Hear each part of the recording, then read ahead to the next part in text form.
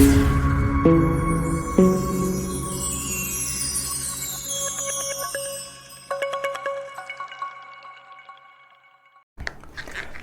Everyone, welcome to वर्णमाला classes. मैं हेमंत बसवाल और आज के लेक्चर में हम बात करेंगे ब्रिटिश एडमिनिस्ट्रेटिव हिस्टोरियंस के बारे में। पिछले लेक्चर में हमने ब्रिटिश इंपीरियलिस्ट हिस्टोरियंस के बारे में बात की थी और देखा था कि किस प्रकार से वो भारत के अंदर ब्रिटिश साम्राज्य की वैधता को सिद्ध करना चाहते थे और इस पर्पज से ही वो हिस्ट्री लिख रहे थे। और साथ में जो वो हिस्ट्री लिख रहे थे तो उस हिस्ट्री को वो लोग पढ़ रहे थे जो कि इंडिया के अंदर एडमिनिस्ट्रेटिव सर्विस के अंदर भारत आने वाले जो एस्पिरेंट्स थे या फिर जो भावी जो अधिकारी थे वो लोग उस हिस्ट्री को पढ़ रहे थे और इंडिया के बारे में अपना नज़रिया तैयार कर रहे थे। आज हम उन्हीं हिस्टोरियंस की बारे में बात करेंगे जो उस हिस्ट्री को पढ़ने के बाद इंडिया आए और उसके बाद उन्होंने इंडिया में क्या देखा और उसको किस प्रकार से उन्होंने अपनी विचारधारा बनाई और उसको आगे प्रसारित किया। लेक्चर शुरू करने से पहले मैं उनको थैंक्स बोलना चाहूँगा जो कि वीडियो में कमेंट्स में मुझे लेक्चर्स के लिए सजेशन दे रहे हैं। आप प्लीज़ कमेंट्स में लेक्चर्स के लिए आपके पास कोई सजेशंस हैं तो उसको प्लीज़ आप भेजिए, मैं उन सबको कंसिडर करूँगा। कोई भी आपके पास सजेशन है या फिर कोई कमेंट है लेक्चर्स के लिए या फिर आगे किस प्रकार करना चाहिए या फिर लेक्चर्स को किस तरह से रखना चाहिए, कोई भी अगर आपको डाउट्स है तो भी आप उसमें लिख सकते हैं और प्लीज़ चैनल को सब्सक्राइब कीजिएगा। तो हम बात करते हैं ब्रिटिश एडमिनिस्ट्रेटिव हिस्टोरियंस के बारे में। इन हिस्टोरियंस को जो एरिक थॉमस स्टोक्स हैं, वो एक और हिस्टोरियन हैं, वो इनको दो भागों में या फिर दो श्रेणियों में एडमिनिस्ट्रेटिव हिस्टोरियंस को बांटने का प्रयास करते हैं और कहते हैं कि ये जो पॉपुलर हिस्टोरियन है और दूसरा वो एक फिलोसफिकल हिस्टोरियंस की श्रेणी बनाते हैं। और पॉपुलर हिस्टोरियंस की श्रेणी में वो उनको रखते हैं जो कि जीवनियों को और जो कैरेक्टर्स को, जो महत्वपूर्ण चरित्र हैं उन पर जो ज़्यादा ध्यान दे रहे हैं, उनके बारे में जो उनके आधार पर जो इतिहास को लिख रहे हैं उनको तो ये लोकप्रिय या फिर पॉपुलर हिस्टोरियंस की श्रेणी में रखते हैं। पॉपुलर एक तरह से कहें अवधारणा इन्होंने गढ़ी है। और दूसरा फिलोसफिकल जो हिस्टोरियंस है उनकी श्रेणी में ये उनको रखते हैं जो कि इतिहास को एक वैचारिक रूप से देखते हैं और उस पर ज़्यादा मंथन और ज़्यादा विचारशील उस पर वो कहते हैं और अधिक से अधिक अवधारणा देने का जो प्रयास करते हैं, घटनाओं का विश्लेषण करने का जो प्रयास करते हैं। तो इसमें जो है जैसे जेम्स मिल का हम देखते हैं कि वो बताते हैं कि जो भारत का शासन है वो बेकार हो गया था। उपयोगितावादी जो सिद्धांत है उसका वो प्रयोग करने का प्रयास करते हैं पूरी की पूरी अपने हिस्ट्री राइटिंग के अंदर। और दूसरा कि और एक अवधारणा हम देखें तो इस फिलोसफिकल हिस्टोरियंस की जो अवधारणा है वो ये है कि ब्रिटिश शासन जो है वो एकदम से जो कि प्राच्यवादियों से थोड़ा डिफरेंट है। ब्रिटिश शासन या फिर ब्रिटिश जो रूल है वो इंडिया के अंदर एकदम से नहीं आया, वो धीरे धीरे एक चरणबद्ध तरीके से ब्रिटिशर्स की कहें कि मेहनत के कारण वो यहाँ पर स्थापित हो पाता है। इनका ये विचार होता है। तो इनका भी एक तरह से कहें कि साम्राज्यवादी जो इतिहासकार है उनकी तरह ही इनके विचार होते हैं और ये भी भारत के अंदर उसको ब्रिटिश जो शासन है उसको लेजिटिमेसी उसकी स्थापित करने का प्रयास करते हैं। क्यों? क्योंकि जो एडमिनिस्ट्रेटिव हिस्टोरियंस होते हैं ये वही जो मिल ने जो इतिहास लिखा है या फिर और जो पहले लोगों ने जो इतिहास लिखा है और वो सिविल सर्वेंट्स जो भावी सिविल सर्वेंट्स हैं उनको पहले पढ़ाया जा रहा है ट्रेनिंग के समय पे और वो इस सब को पढ़ कर आ रहे हैं और बाद में अपने विचारों को वो परिष्कृत कर रहे हैं। तो इसमें जो पॉपुलर हिस्टोरियंस है इसमें हम थॉमस बेबिंगटन मैकॉले को रख सकते हैं। क्या हो जाता है इसको,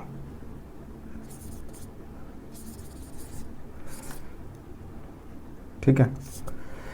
थॉमस बेबिंगटन मैकॉले जो है वो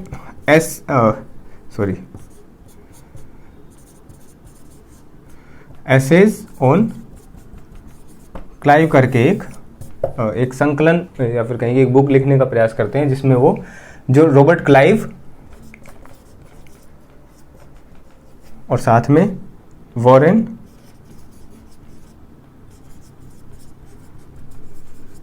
हेस्टिंग जो है उनकी महानता को सिद्ध करने का प्रयास करते हैं कि वो कितने बड़े कहीं के लीडर थे और कितने बड़े सैन्य लीडर थे जो भारत के अंदर ब्रिटिश साम्राज्य को स्थापित कर देते हैं।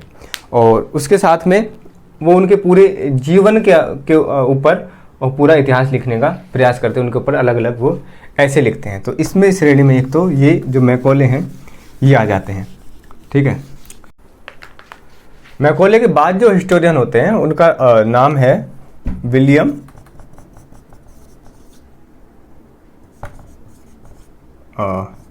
W Hunter. ये हंटर क्या करते हैं, ये एक पुस्तक लिखते हैं, रूलर्स ऑफ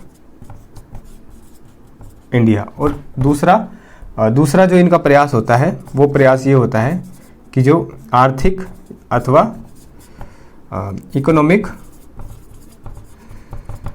इकोनॉमी पे ये हिस्ट्री के अंदर ध्यान देने का प्रयास करते हैं। और साथ में ये एक बुक लिखते हैं, annals of Bengal, annals of rural Bengal. तो पहले तो ये जो अपनी बुक है इसमें ये शासकों पर और व्यक्तित्व जो है, महत्वपूर्ण जो चरित्र हैं उन पर एक तरह से कहेंगे फोकस करने का प्रयास करते हैं। और दूसरा जो है ये आर्थिक पक्ष पर और कहेंगे रूरल इंडिया पर ये एक तरह से ध्यान देने का प्रयास करते हैं, किस प्रकार की प्रशासन और आर्थिक व्यवस्था और किस प्रकार से इकोनॉमी इंडिया की चलाई जा रही थी। और ये दो महत्वपूर्ण पुस्तकें जो हमें इनके बारे में याद रखनी चाहिए। और ये हिस्टोरियन भी काफ़ी महत्वपूर्ण है क्योंकि ये अलग एक परंपरा डालकर जाते हैं। तो ये आर्थिक जो अध्ययन जो है, इकोनॉमिक जो स्टडीज हैं हिस्ट्री के अंदर, उसके ये एक इनको अग्रदूत कह सकते हैं या फिर एक स्टार्ट करने वाला, नींव डालने वाला इनको बोल सकते हैं। तो डब्ल्यू हंटर या फिर विलियम डब्ल्यू या फिर विलियम विल्सन हंटर भी इनका पूरा नाम है। उसके बाद जो हिस्टोरियन आते हैं वो इन श्रेणियों से बाहर हैं। हर हिस्टोरियन को हम किसी श्रेणी के अंदर बांध के नहीं रख सकते क्योंकि ये रूलर्स के बारे में भी लिख रहे हैं और साथ में इकोनॉमी के भी बारे में लिख रहे हैं। तो इस तरह से इनको सबको डिवाइड करना मुश्किल होता है, लेकिन जो स्टोक्स हैं वो इनको डिवाइड करते हैं। और साथ में एक और बुक लिख के जाते हैं, ए हिस्ट्री ऑफ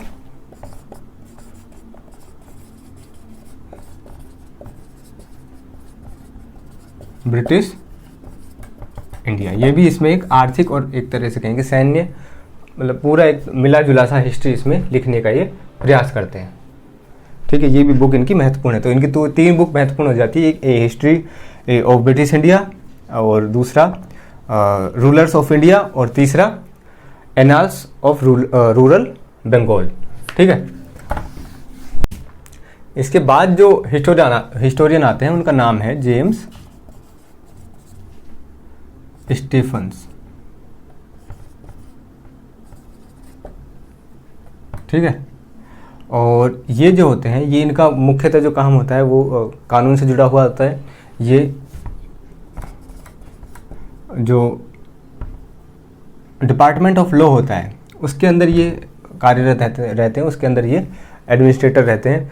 और वहाँ से ही ये अपना जो इंडियन जो हिस्ट्री है या और भारतीय जो समाज है उसका अध्ययन ये करना प्रारंभ कर देते हैं। और उसके बाद जो ये लिखते हैं, तो ये पहली बात तो इनको दूसरी श्रेणी में भी डाला जा सकता है क्योंकि पहला तो ये उपयोगिता, जो मिल का जो सिद्धांत था या फिर उपयोगितावादी जो सिद्धांत है उसके ये समर्थक होते हैं। और साथ में डार्विन के जो विचार हैं जो शक्ति पर आधारित है, जिसको कहते हैं कि सर्वाइवल ऑफ द फिटेस्ट, तो उसके भी ये कट्टर समर्थक होते हैं और अपने लेखन के अंदर इन दोनों जो विचार हैं उनका प्रयोग करते हैं। और ये बताते हैं कि जो भारत में जो ब्रिटिश शासन है उसका औचित्य एक तरह से डार्विन के सिद्धांत से प्रकट करने का प्रयास करते हैं कि जो भारत के जो लोग हैं उनकी शक्ति क्षीण हो गई, इस वजह से ब्रिटिश जो है, ब्रिटिश के अंदर ब्रिटिशर्स में ये जो सैन्य शक्ति है या फिर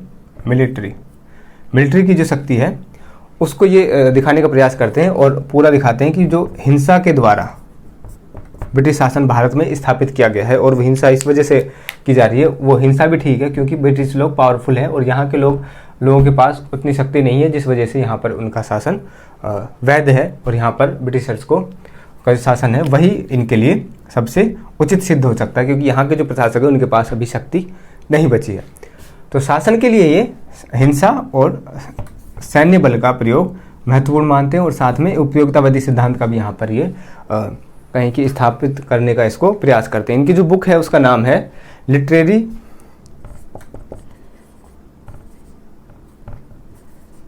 सॉरी, लिबर्टी,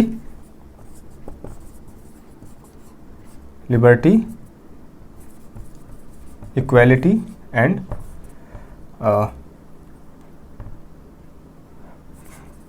फ्रेटर्निटी।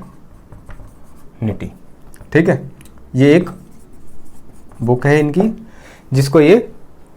जिसमें ये होते हैं 1869 से लेकर के और करीब 20 साल या फिर बाकी, यार ऐसे देख देख के पढ़ाऊंगा क्या।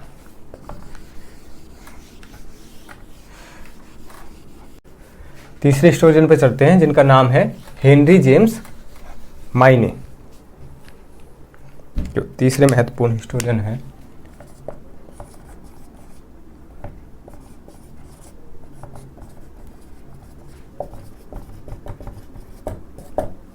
हेनरी जेम्स माइने, और ये क्या करते हैं, ये लिखते हैं कि भारत है वो काफ़ी आदिम प्रकार का, या फिर कहें कि एंशेंट प्रकार का और प्रिमिटिव प्रकार का एक देश है, जहाँ पर आदिम संस्थाएं, आदिम एडमिनिस्ट्रेटर हैं, और जो एडमिनिस्ट्रेशन है वो भी आदिम है, और साथ में जो लोग हैं वो भी आदिम हैं, और उनकी संस्थाएं हैं वो भी आदिम हैं, और वो उन्हीं परंपराओं का पालन करते हैं। इस वजह से उनका जो मस्तिष्क है वो शैशवावस्था में है। इस वजह से वो लोग प्रगति नहीं कर पा रहे हैं, क्योंकि जो आर्य हैं उनकी संस्कृति आर्य तो है, लेकिन वो बहुत प्राचीन है, बहुत प्रिमिटिव है। इस वजह से वो लोग, और वही उनके थॉट्स हैं,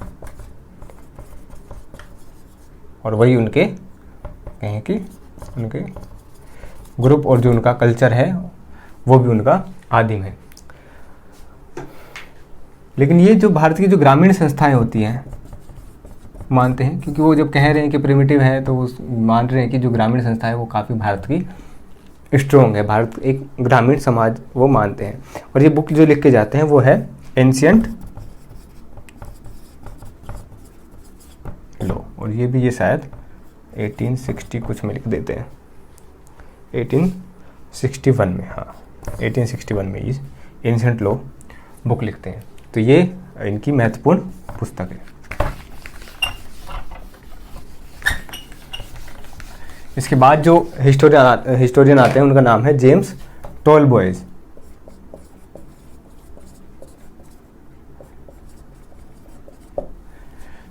जेम्स टॉलबॉयज, जेम्स टॉलबॉयज व्हीलर पूरा नाम है इनका, सॉरी,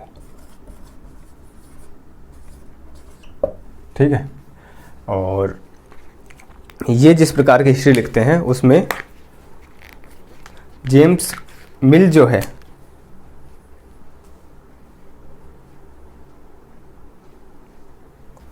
उसके समर्थक होते हैं, या फिर कहें कि उपयोगितावादी होते हैं, और जो बताते हैं कि जो भारत का जो शासन है, भारत की जो व्यवस्था है वो किसी भी प्रकार से चलाने लायक नहीं है। वो जो भारत के जो लोग हैं और भारत के अंदर जो सिस्टम है वो किसी भी प्रकार से एक प्रतिनिधि सरकार चलाने के काबिल नहीं है। इस वजह से यहाँ पर ब्रिटिश शासन लागू रहना चाहिए, और वही यहाँ की जो संस्थाएं हैं या फिर यहाँ के जो लोग हैं उनको आगे या फिर उनको प्रगति का मार्ग दिखा सकते हैं। इस वजह से ये मिल के समर्थक होते हैं और इस प्रकार के इनके विचार होते हैं। लेकिन साथ में एक बुक लिखते हैं, a history of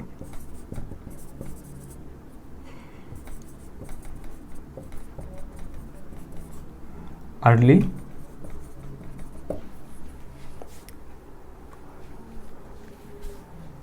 sorry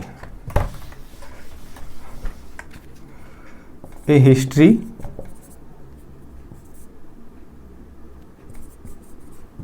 of India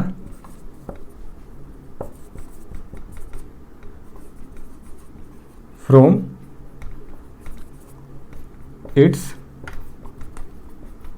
earliest time. ये इनकी महत्वपूर्ण बुक होती है। तो ये हालांकि जो भारत के जो संस्कृत ग्रंथ हैं उनके अध्ययन में रुचि लेते हैं, भारत की धार्मिक संस्थाओं में रुचि लेते हैं, लेकिन उनके अध्ययन के आधार पर ये यही स्थापित करते हैं कि जो ब्राह्मण जो हैं वो ब्राह्मण लोगों ने जो भारत की है के जो विचार परंपरा है उसका उन्होंने नाश कर दिया और उसको आदिम बनाकर रखा हुआ है, और जो वो संस्था है वो अब किसी भी प्रकार से आगे चलाने के लायक नहीं है। उसके बाद जो आते हैं वो हैं लॉयल, जेम्स, जो पांचवें हिस्टोरियन हैं अल्फ्रेड लॉयल। ये जो है ये जेम्स मिल की जो विचारधारा है और जो इंग्लैंड के अंदर भारतीयों के बारे में भ्रांतियां हिस्टोरियंस द्वारा भर दी गई है उसको एक तरह से सुधारने का प्रयास करते हैं, और इस प्रयास में ये एक पुस्तक लिखते हैं और जिसका नाम है the rise and expansion of British dominion in India. The rise and expansion of British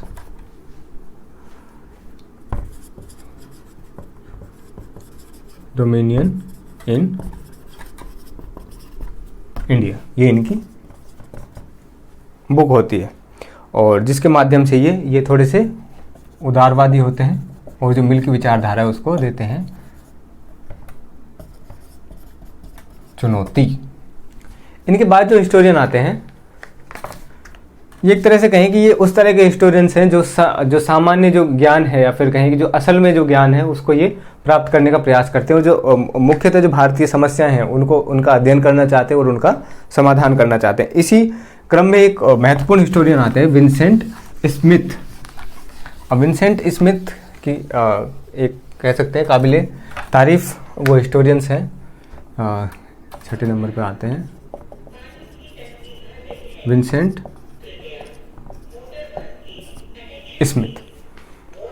ये जो भारतीय संस्थाएं हैं और भारत की जो मुख्य समस्याएं हैं, वो भारतीय समाज की जो समस्याएं हैं, जो किस प्रकार से वो अंग्रेजों की चपेट में आ जाता है उसका अध्ययन करने का प्रयास करता है, क्योंकि हिस्टोरियन मेनली यही करता है कि समय परिवर्तन कैसे हुआ, क्या चेंजेज आए सोसाइटी के अंदर, क्या समय के अंदर चेंजेज आए जो समय पहले से आगे बदल गया है, उन्हीं सबका अध्ययन करता है। और विंसेंट स्मिथ उसी प्रकार का अध्ययन करने का प्रयास करते हैं, और वाकई में भारत का अध्ययन करने के लिए पहले तो कहें कि जो संस्कृत का ज्ञान जो प्राच्यवादियों ने स्टार्ट किया था उसका ये लोग ब्रिटिश जो एडमिनिस्ट्रेटिव जो हिस्टोरियंस है उसका फ़ायदा उठाने, और उसका फ़ायदा उठाने के बाद हालांकि उन्होंने करना तो वो था कि जो प्राच्यवादियों ने किया था कि असल में जो ज्ञान है उसको वो उभारे, लेकिन कुछ हिस्टोरियंस ने ही वो काम किया। फिर बाद में जाके विंसेंट स्मिथ भी का भी काल काफ़ी बाद का है, और ये करीब कहें तो 1838 के आसपास से कभी इनका कार्यकाल यहाँ पर इंडिया के अंदर स्टार्ट होता है। तो ये काफ़ी बाद के हिस्टोरियंस हो जाते हैं जो कि हिस्ट्री को एक अलग नज़रिए से देखने का प्रयास करते हैं और सामान्य जो हिस्ट्री है उसका अध्ययन करने का प्रयास करते हैं। तो इसी क्रम में ये एक बुक लिखते हैं। हाँ, मैं कह रहा था कि जो संस्कृत का जो ज्ञान है उसके आधार पर जो प्राचीन ज्ञान है, तो इनका मानना था कि जो भारतीय लोग हैं, जो कोई भी जो मॉडर्न टाइम का इस समय का जो भी अध्ययन करना चाहता है भारतीय संस्कृति का, उसको जो प्राचीन जो ज्ञान है उसका सबसे पहले उसको नॉलेज होनी चाहिए। तो सबसे पहले प्राचीन जो भारतीय ज्ञान है उसका तुम अध्ययन करो, उसके बाद तुम मॉडर्न हिस्ट्री को भारत की को समझ पाओगे, जो कि काफ़ी अर्थों में सत्य है, क्योंकि समाज की पहले जड़ों को हमें खंगालना होता है कि वो समाज किस तरह से बनता हुआ आ रहा है। और ये जो बुक लिखते हैं a history of British India, early history of India, early history of India नाम से एक पुस्तक लिखते काफ़ी सारी हैं, और साथ में इनका जो मुख्य जो काम है वो आर्ट पर, जो इंडियन आर्ट जो होती है उसका भी अध्ययन करने का प्रयास करते हैं। तो विंसेंट जो स्मिथ है, इनके जो पिताजी हैं वो भी एक तरह से कहें कि वो होते हैं, क्या बोले कि पुराशास्त्री या फिर वो कोइनेज में उनका काफ़ी इंटरेस्ट होता है, और साथ में वो एक आर्कियोलॉजिस्ट होते हैं। तो उसी की परंपरा से विंसेंट स्मिथ निकल कर आते हैं और साथ में ये प्राचीन भारत का अध्ययन करते हैं, अर्ली हिस्ट्री ऑफ इंडिया और साथ में हिस्ट्री ऑफ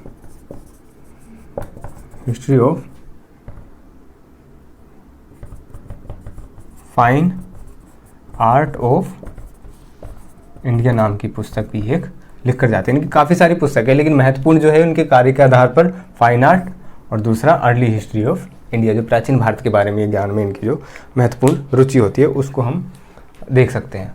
इनके बाद जो हिस्टोरियंस आते हैं, ये बता ही दिया मैंने कि व्यवहारिक होते हैं और साथ में लेकिन जब ये पॉलिटिकल हिस्ट्री लिखते हैं, जब ये पॉलिटिकल हिस्ट्री लिखते हैं तो ये हो जाते हैं साम्राज्यवादी, क्योंकि ये ब्रिटिश साम्राज्य का जो शासन है उसका ये वहाँ पे एडमिनिस्ट्रेटिव तो है ही और साथ में ये उसका समर्थन करते हैं। और जो भी लेकिन समर्थन उसका अलग तरह से करते हैं, जो आक्रामक नहीं होते। मिल और जो अन्य हिस्टोरियंस है, व्हीलर है, उनकी तरह से ये आक्रामक नहीं होते हैं। ठीक है, तो जैसे कि मैं एग्जांपल दूं कि हिस्ट्री के अंदर जाकर वो उन चीज़ों को अलग तरह से कहेंगे, जैसे प्रेजेंट करना होता है तो उसका रिप्रेजेंटेशन वो अलग तरह से करते हैं। जैसे जो चंद्रगुप्त मौर्य और जो सेल्यूकस की जो संधि है, अलेक्जेंडर और सेल्यूकस की जो उसके साथ संधि होती है, उसको ये जो अलेक्जेंडर है और सेल्यूकस है उसके लिए एक अपमानजनक संधि बताते हैं कि ये संधि भारतीय जो राजा था उसके साथ जो हुई वो एक कहें कि बेकार थी। उस तरह से ये कहें कि साम्राज्यवादी इस तत्व इनके अंदर या फिर इंपीरियलिस्ट तत्व इनके अंदर, विंसेंट स्मिथ के अंदर दिखाई देता है जब ये पॉलिटिकल हिस्ट्री लिखते हैं। लेकिन जब समाज और कहीं आर्ट का जब ये अध्ययन करते हैं तो ये भारत के अंदर एक तरह से निष्पक्ष थोड़ा सा होने का प्रयास करते हैं। निष्पक्ष तो हालांकि कोई भी हिस्टोरियन नहीं होता है, और जो कि अगले जो हिस्टोरियन है वो हमें बता देंगे। दूसरे आते हैं W.H. मोरलैंड। W.H. मोरलैंड, इनका अगर आपने नाम सुना हो, जो मध्यकालीन भारत जब हम पढ़ते हैं तो उसके अंदर महत्वपूर्ण रूप से इनका नाम आता है, क्योंकि मुगल जो पॉलिटी है, मुगल जो इकोनॉमी है और मुगल जो सोसाइटी है उसके ऊपर इनका महत्वपूर्ण कार्य होता है। महत्वपूर्ण कार्य इनका होता है मुख्यतः आर्थिक क्षेत्र में, क्योंकि ये जो अधिकारी होते हैं या फिर जिनका इनका जो ऑफिस होता है वो भी ज़मीन से जुड़ा हुआ या फिर कृषि कार्यों से जुड़ा हुआ इनका ऑफिस होता है। कृषि विभाग और उस प्रकार का विभाग इनका होता है, और वहीं से ही इनकी परंपरा निकल कर आती है कि ये जो आर्थिक इतिहास है और जो कृषि का जो इतिहास है उसमें इनकी रुचि जगती है, और उसका ये एक तरह से अध्ययन करना इनके लिए काफ़ी आसान होता है। और कहें कि ये जो इंडिया का जो रेवेन्यू सिस्टम है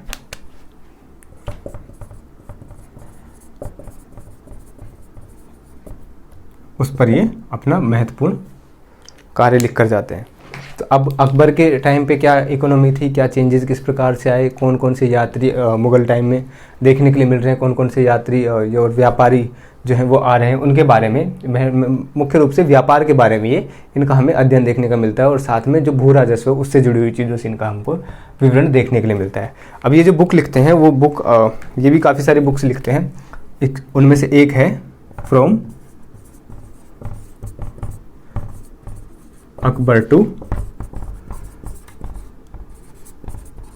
औरंगजेब। इसके अंदर ये महत्वपूर्ण रूप से जो अकबर और औरंगजेब के टाइम पे जो व्यापार हो रहा होता है उसका ये विवरण पेश करते हैं और उसको लिखते हैं। और इनकी काफ़ी सारी बुक्स हैं जो मुगल टाइम से रिलेटेड हैं या फिर मॉडर्न टाइम के जो रेवेन्यू सिस्टम है उससे रिलेटेड इनकी काफ़ी सारी किताबें हमें वो देखने के लिए मिलती हैं। लेकिन जो महत्वपूर्ण बात हमें यहाँ याद रखने की है वो ये है कि इनका जो कार्यकाल है वो जाता है करीब 1938 तक ये भारत में रहते हैं, और ये करीब इनका स्टार्ट होता है 1861 या फिर 55 से करीब से 1867 से इनका कार्यकाल स्टार्ट होता है। और ये कहें, और मैंने लिखा हाँ 1868 से, और इतने लंबे काल में ये अब आप देखेंगे कि यहाँ पे जो कांग्रेस है उसका उदय भी हो जाता है, और जो ड्रेन ऑफ वेल्थ की जो थ्योरी है वो भी यहाँ पर प्रतिपादित हो जाती है। तो ड्रेन ऑफ वेल्थ की थ्योरी में ये W.H. मोरलैंड है वो रेवेन्यू सिस्टम का क्योंकि यहाँ पर विवरण करते हैं, और एक तरह से कहें कि काफ़ी वास्तविक रहने का और निष्पक्ष रहने का प्रयास करते हैं। लेकिन जब लास्ट में जाकर ये जो कांग्रेस का जब टाइम आता है तो उसमें, और ये जब थ्योरी नेशनलिस्ट लीडर जब देने लगते हैं तो उसके अंदर ये ब्रिटिश शासन का और कहीं ब्रिटिश एडमिनिस्ट्रेशन का एक तरह से बचाव करने का प्रयास करते हैं। हालांकि अब तक तो उसका अध्ययन करने आ रहे थे कि क्या क्या चेंजेस होते हैं, किस प्रकार से वो सिस्टम है, और क्या करने से वो ख़राब होता है और क्या करने से किसानों को नुकसान होता है और क्या करने से शासक को फ़ायदा होता है। तो अब वो उनका थोड़ा सा यहाँ पर विचार बदल जाते हैं और वो इनका आलोचना करते हैं। तो मुख्य रूप से जो हिस्टोरियंस थे वो यही हैं, 7 हिस्टोरियंस हैं, और कहीं 7 नहीं तो 8 हैं, मैकॉली भी उस किसके अंदर हम काउंट कर सकते हैं। तो ये 8 हिस्टोरियंस हैं, और यहाँ पर हमारा एडमिनिस्ट्रेटिव जो हिस्टोरियंस है और जो साम्राज्यवादी हिस्टोरियंस का जो पोर्शन है वो यहाँ पर ख़त्म हो जाता है। इसके बाद जो ये लिख कर चले गए हैं, उसके बाद जो हिस्टोरियंस आते हैं वो आते हैं राष्ट्रवादी, और वो इनका प्रत्युत्तर देते हैं। जो भी ये लिख कर गए हैं भारत के बारे में, जो भी इनकी विचारधारा है, क्योंकि विदेशी विचारधारा है, विदेशी विवरण है, तो उसका प्रत्युत्तर जो देशी जो हिस्टोरियंस होते हैं, क्योंकि वो भी भारतीय ज्ञान जो ब्रिटिश नॉलेज है या फिर कहेंगे यूरोपीय जो पश्चिम जो ज्ञान है उसको प्राप्त कर लेते हैं, उसके बाद उसका वो खंडन करना स्टार्ट कर देते हैं, क्योंकि किसी भी चीज़ का खंडन करने से पहले उसका ज्ञान होना आवश्यक है। तो इस सब के बाद नेशनलिस्ट हिस्टोरियंस का टाइम आता है, और उसका हम अगले लेक्चर में अध्ययन करेंगे। तो वीडियो में बने रहने के लिए आपका धन्यवाद, और इसी प्रकार से आप सपोर्ट देते रहिए। Thank you.